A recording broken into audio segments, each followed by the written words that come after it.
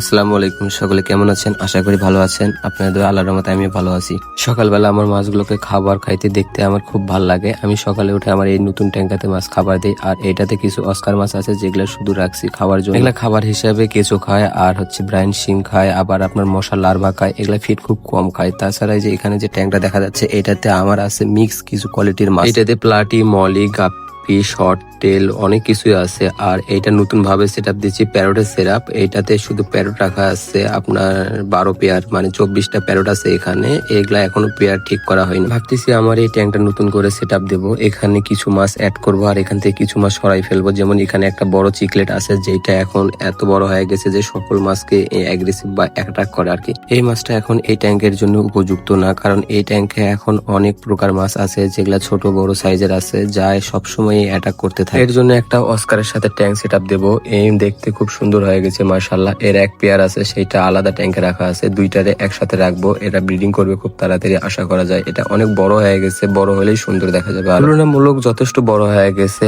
আর খুব তাড়াতাড়ি এরা ডিম বাচ্চা করবে। আর এখানে কিছু দেখা যাচ্ছে মিল্কি, এগুলা আপনার প্রায় 1 থেকে 1.5টা করে উপর হয়ে গেছে। হয়তোবা ভিডিওতে বোঝানো যাচ্ছে না যেগুলা কত বড় সাইজ হয়েছে, তবে অনেক বড় সাইজ হয়ে গেছে। আর আপনার আমাদের যে মলি মাছের ট্যাঙ্কটা আছে, এইটাতে কিছু মলি মাছ রাখছি। আর এটা নতুন ভাবে সেট আপ দেওয়া হয়েছে এই ট্যাঙ্কটা। এটাতে খুব তাড়াতাড়ি বড় বড় মাছ নেশা হবে। এই ট্যাঙ্কটাতে যে সব মাছগুলো দেখা যাচ্ছে, তার মধ্যে সব থেকে আমার পছন্দের মাছ হচ্ছে কমেট, আর আপনার মিল্কিটা। এগুলা দেখতে মাশাআল্লাহ খুব সুন্দর দেখা যায়। এখানে এই ট্যাঙ্কটা পুরোটাই ফাঁকা আছে, এটাতে এখনো কিছু রাখি নাই। এই পাশে এটাতে একটা ফাইটার আছে আর 2টা গাপ্পি আছে। এই আপনার পাতিলের পাশে, মানে আমার ওই ট্যাঙ্কটা নষ্ট হওয়ার কারণে এই পাতিলে রাখা হয়েছে। এই পাতিলের মাঝে আমার আছে মলি, আর ব্ল্যাক মোর গাপ্পি, মানে ব্ল্যাক টেল গাপ্পি যেগুলা আছে, কালো লেজের গাপ্পি, ওগুলা এখানে রাখা আছে।